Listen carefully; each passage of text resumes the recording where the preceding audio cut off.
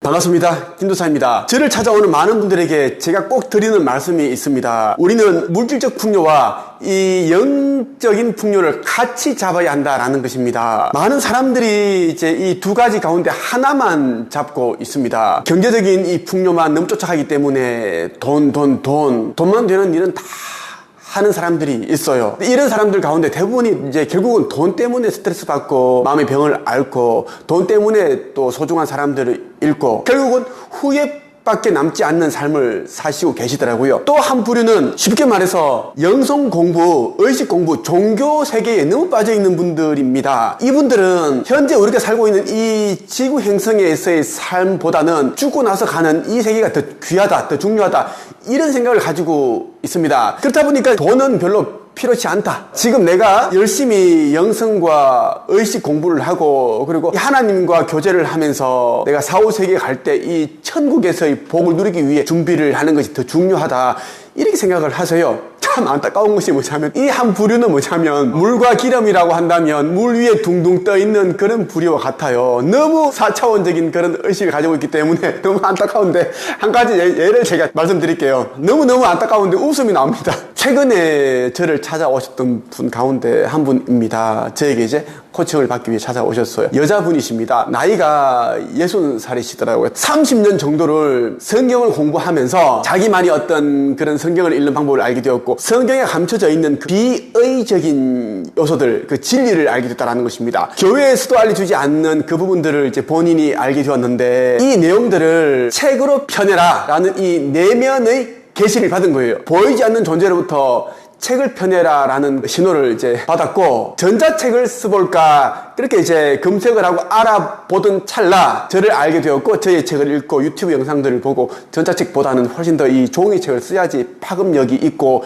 이 복음이라는 것이 쫙 전파가 되는구나 라는 것을 깨달으셨습니다. 그래서 저를 찾아오셨는데 안타까운 게 뭐냐면 이분이 그동안 모아놓은 돈을 4천만 원을 이제 가지고 있었는데 최근에 이제 이 주위에 있는 분들 가운데 불쌍한 분이 있대요. 아주 불쌍하게 보였고 힘들어 보이는 이분이 돈을 좀 빌려달라고 해서 4천만 원을 다 빌려줬대요. 가진 거의 전 재산을 다 빌려준 거예요.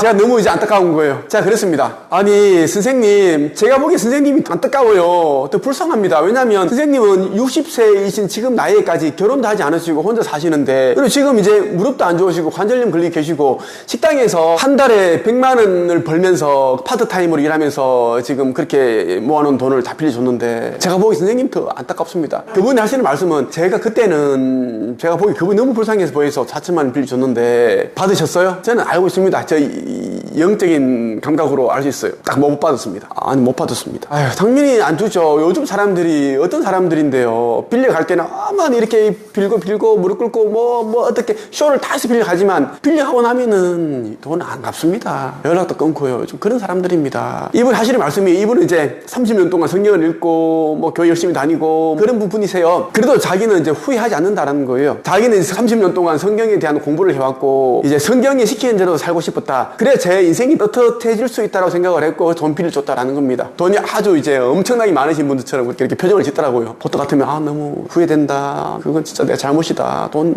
없는 데 해야 되는데 그냥 뭐 대연하시더라고요. 그러면서 또 하신 말씀이 이거 말고도 최근에 또 사기당했고 보호시핑 당했고요. 그렇게 말씀하시는데 제가 그분 앞에 너무 마음이 아픈데 웃음이 났습니다. 웃음이 났고 그분도 또 웃으시더라고요. 그러면 저한테 도와달라고 그러시더라고요. 김도사님밖에 없어 도와달라고. 사정 다 듣고 제가 도와드리겠다 그런 말씀을 드린 적도 있습니다. 정말 안타까워요. 정말 이 영성에만 초점을 맞춰버리면 이 현실 세계에 너무 동떨어져 있습니다. 현실 감각이 없어요. 우리가 영성을 공부하더라도 의식 성장, 영적인 진화를 해나가더라도 우리 지구 행성에 사는 동안 의식주, 옷을 사입고 밥을 먹고 집에서 자야 되고 이게 해결돼야 되는데 이게 해결이 안 되면은 동물과 하등 다를 바 없는 삶을 살게 된다라는 것입니다. 그래서 꼭 이제 두 가지 있죠. 이 경제적인 부분, 물질적 풍요와 의식, 영성, 영적인 풍요를 다 이루어야 됩니다. 이 두 가지를 잡아야 우리는 이 땅이 삼각형이죠? 딱 안정감 있는 경제적으로도 영적으로도 풍요로운 그런 천국과 같은 삶을 살 수 있다는 말씀을 드리면서 여러분들에게 오늘 아주 귀한 말씀을 드리겠습니다. 영적 스승으로부터 제가 알게 된 잠재의식의 힘으로 부자가 되는 방법입니다. 여러분들이 이것만 알아도 여러분들의 삶은 아주 빠르게 달라지고 더욱더 풍요로워질 수 있다는 말씀을 드리고 싶어요. 무한한 부를 창조하는 잠재의식의 힘에 대한 이야기를 여러분들에게 말씀드리면서 우주의 원리를 통한 소망을 성취하는 방법에 대해서 말씀을 드리겠습니다. 제가 아주 귀한 책을 여러분들에게 소개해 드릴 거고요. 이 책에 나와 있는 내용입니다. 이 책은 원래 절판 도서였는데 제가 이 책을 100번 이상 읽고 제가 운영하고 있는 네이버 카페 한국책쓰기 강사양성협회 제자들에게 계속 읽혔습니다. 필사하게 하고 그렇게 했더니 막 소문이 나고 반복적으로 유튜브 수십 번 올리고 하니까 이 책이 아주 몸값이 높아졌습니다. 중고 가격이 막 엄청 올라가고 하니까 또 출판사에서 이 책을 다시 개정판을 냈습니다. 이 출판사의 요청으로 인해서 공식적인 홍보 대사이기도 합니다. 이 책은 100년 전에 나온 책입니다. 최근에 나온 책이 아닙니다. 100년 전에 나온 책이에요. 외국인이 쓴 책입니다.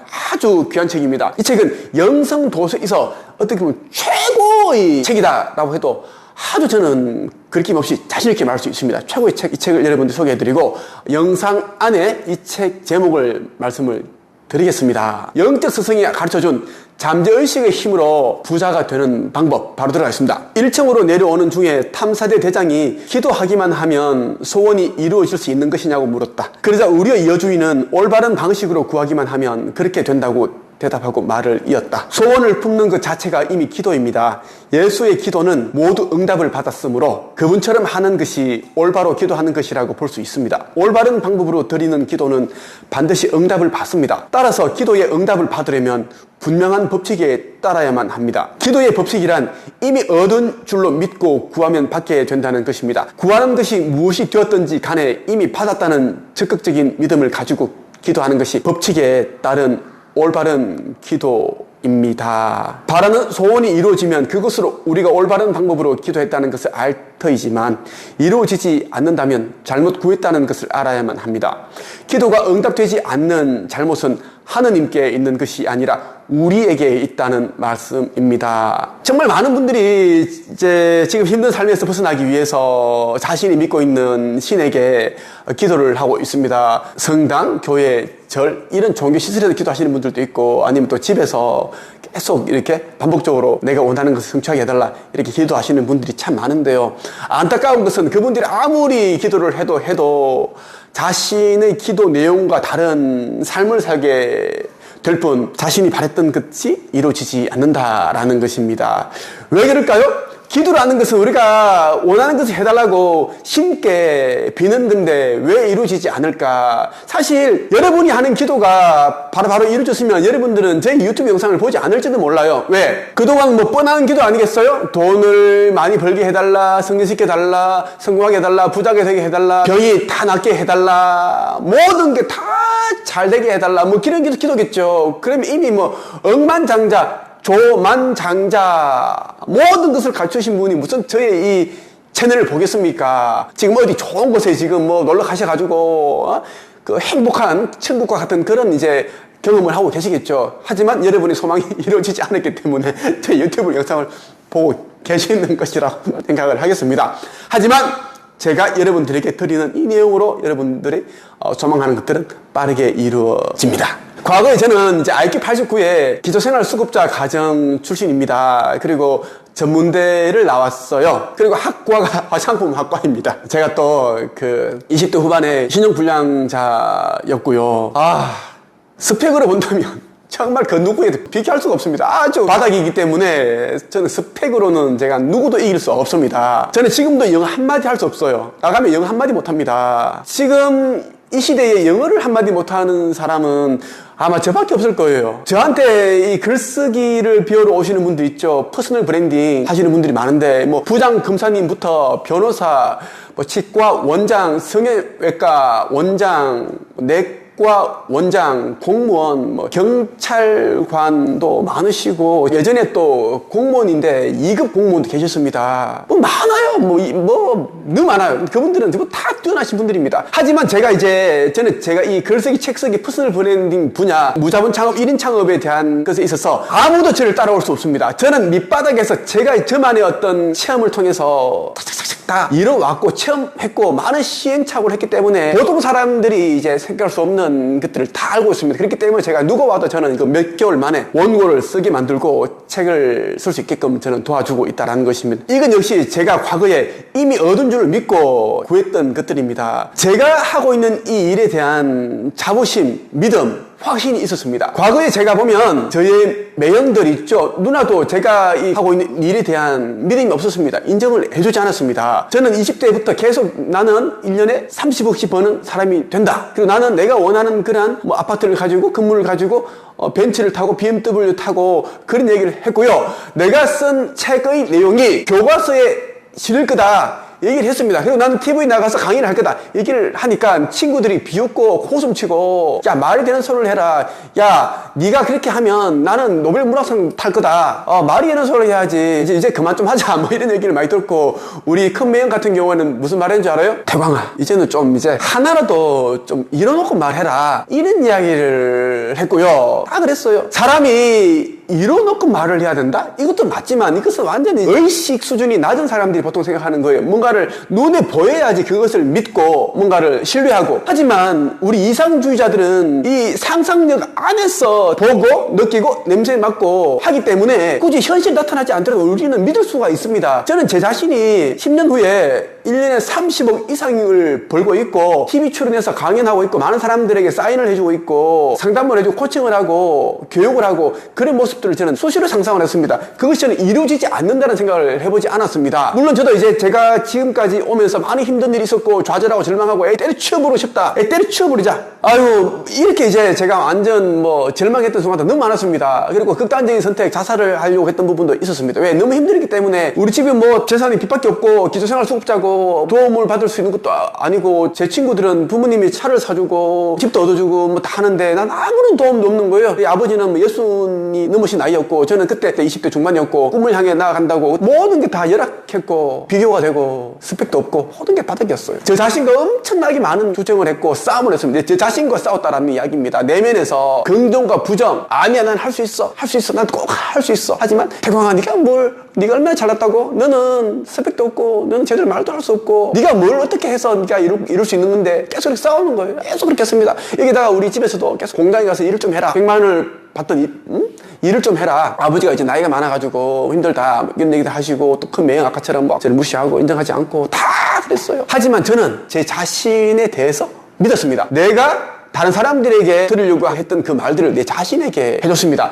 저는 중학교 시절 때 공부를 꼴찌 했고요. 고등학교도 꼴찌였습니다. 정말 지금도 기억이 나는데 고등학교 2학년 때였던 것 같은데요. 우리 담임 선생님이 이제 수학 선생님이었어요. 이시성을 가지신 수학 선생님이십니다. 이름 공개할게요. 이상익 선생님입니다. 아주 잘생기신 분입니다. 아주 하얀 피부를 가진 우유 빛깔 선생님이신데 아주 또 잘생기셨어요. 나이도 그때 30 초반 정도 아주 젊으셨어요. 별명이 주인발이었는데 시험 때 기말고사 했던 걸 기억나는데 제가 점수가 빵점 먹었습니다. 그냥 이제 하나도 저는 풀 수 없어. 지금도 난 수업 문제를 아무도 풀지 못합니다. 1-1, 2-2 정도는 푸는데 수학은 못 풉니다. 미적분 있죠? 아유 이거는 도저히 제가 접근할 수 있는 그런 경지 문제가 아닙니다. 그래서 제가 그냥 무조건 2번 쫙 아니면 3번 쫙 하고 자는데 그날따라 제가 이제 욕심을 부린 거예요. 2번, 3번, 1번, 2 마음대로 이렇게 해본 거야. 왜? 점수를 좀 더 한두 개 더 맞춰보기 위해서. 결국 그게 빵점 나왔어요. 어떻게 그렇게 20문제 정도 중에 어떻게 그 하나도 맞지 않을 수가 있는지 그때 제가 조금 부끄럽고 창피했고 죄송했습니다.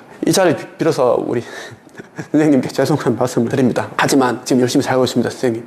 예, 그랬던 적도 있고요. 그런데 말이죠. 제가 대구 달성군 현풍면에 있는 그 현풍 중고등학교 출신입니다. 그때 저 같이 공부했던 이제 친구가 있어요. 송땡영이라는 친구가 있습니다. 그 친구랑 한 번은 같이 이제 짝꿍도 됐던 적도 있고 한데 지금 한 4년 전이었습니다. 지금은 특강을 진행을 하지 않고 상담을 해드리고 있는데 그 당시는 한 달에 2번씩 특강을 진행했습니다. 특강을 하고 있는데 오른쪽 부분에 앞부분에 어디서 많이 본 사람이 앉아 있는 거예요. 근데 양복을 보니까 이제 중년들이 입는 핏이 살아있지 않은 나이가 드신 분들이 입는 양복을 입고 정장을 입고 왔습니다. 이상하다. 내가 알고 있는 그 친구가 맞는 것 같기도 하고 아닌 것 같기도 많이 닮았는데 근데 그 친구가 중고등학교 동창이 내한테 올 리가 없잖아요. 그렇게 친하지도 않았고 없지 않습니까? 저는 공부 꼴찌를 했고 저는 존재감이 없었습니다. 그 친구는 그래도 공부 조금은 했습니다. 어떻게 하면 자꾸 신경 쓰이는 거예요. 제일 앞부분에 오른쪽에 있는데 이름이 보니까 송땡영 맞는 거야. 아 맞네, 얼굴도 비슷하고. 계속 하다가 이제 제 스토리를 얘기해주고 이제 첫 번째 시간을 쉬는 시간이 됐습니다.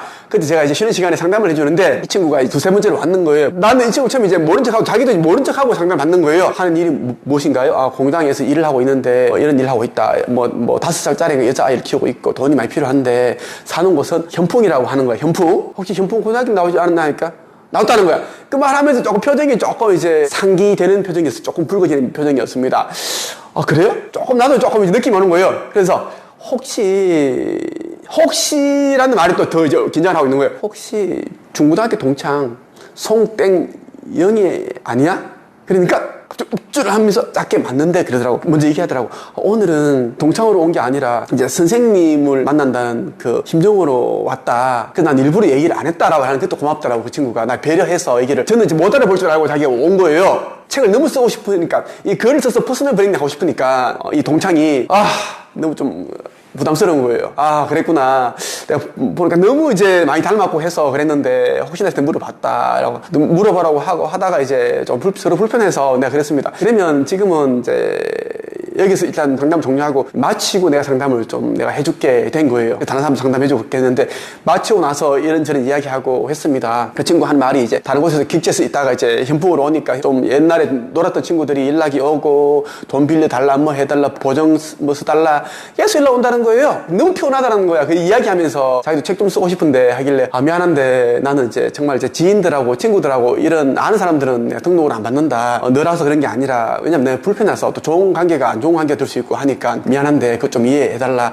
그렇게 이야기를 하고 좋게 이제 인사하고 이렇게 해서 헤어졌던 경험이 있습니다. 제가 드리고 싶은 이야기 뭐냐면 과거에 제가 그렇게 못 나갔지만 저는 이제 이 책에서 말하는 대로 기도의 법칙 그대로 저는 했습니다. 우리의 삶 자체가 소망을 품는 것 자체가 기도입니다. 어떤 기도를 하려고 하는 게 아니라 여러분들이 매 순간 어떤 그 소망을 품고 살아가는 것이 기도이다라는 것을 여러분들에게 말씀을 드리고 싶었어요. 저는 제 이름으로 된 책을 펴내서 정말 제가 사람들의 인정을 받고 싶었고 또 내가 쓴 책에다가 사인을 해주고 싶었습니다. 그리고 교보문고 이런 곳에서 서점에서 또 강의를 하고 싶었고 사인회를 해보고 싶었고 그렇게 생각을 가졌습니다. 그랬더니 제가 이제 20대 후반에 정말 대구 교보문고에서도 그랬고 서울에서도 그랬고 또 강연도 하고 사인회를 직접 제가 또 했습니다. 많은 사람이 줄 서 있고 제가 품었던 그런 소망들이 다 이루어졌어요. 성서의 내 마음을 다하고 목숨을 다하고 생각을 다하고 힘을 다하여 주 너의 하나님을 사랑하라는 말씀은 기도에 대한 교훈이기도 합니다. 기도가 응답되지 않으면 어쩌나 하는 두려움이나 불신앙을 몰아내고 영혼 깊은 곳에서 우리에게 필요한 것은 이미 주어졌다는 확신을 가지고 기뻐해야 합니다. 응답받는 기도의 비결은 마음이 흩어지지 않고 하나 되는 데 있습니다. 온 세상이 자기를 반대할지라도 정신을 차리고 하느님만 의지하는 흩어지지 않는 마음만이 기도의 응답을 가져옵니다. 여러분들이 원하는 것에 대한 소망을 가지시고 또 기도를 하겠죠. 그럼 여러분들 그 소망하는 것이 이제 이루어지지 않으면 어쩌지 이러한 불확신 아니면 불신앙 이런 것을 갖지 말라는 것입니다. 의심을 하면 이 힘이 워낙 강하기 때문에 이루어지지 않기 때문입니다. 예수께서는 이 점을 나만으로는 할 수 없으나 내 안에 계신 아버지께서 모든 것을 하신다는 말씀으로 표현했습니다. 하느님에 대한 신앙을 가지고 의심하거나 두려워하지 않는 마음의 소원은 반드시 이루어집니다. 하느님의 권능은 무한합니다. 하느님의 권능은 무한하기 때문에 여러분들이 바라는 것들이 이루어졌다는 그 생각, 감사한 마음으로 여러분들이 임한다면 이루어질 수밖에 없다라는 그 이야기를 하고 있는 거예요. 기도를 할 때는 어떻게 해야 될까요? 완전한 상태를 구하는 긍정적인 말만을 하고 부정적인 말은 사용하지 않아야 합니다. 그리고 자기가 바라는 이상의 씨를 마음속 깊이 심고 다른 것은 일체 받아들이지 않아야 합니다. 기도할 때는 병을 고쳐달라고 구할 것이 아니라 건강한 상태가 되기를 구해야 할 것이고 불화와 갈등에서 건져달라고 할 것이 아니라 조화로운 삶이 되기를 구해야 할 것이며 궁핍을 면하게 해달라는 것이 아니라 풍요로움이 넘치게 되기를 구해야 할 것입니다. 벗어나고 싶은 불만족스러운 상황은 낡은 옷을 벗어버리듯이 마음에서 떼어내고 아예 생각하지 마십시오. 그런 것들은 이미 지나간 것이기 때문에 기쁘게 버릴 수 있을 것입니다. 이미 버렸으면 다시는 되돌아보지 마십시오. 그것들은 이미 용서받았고 잊혀졌습니다.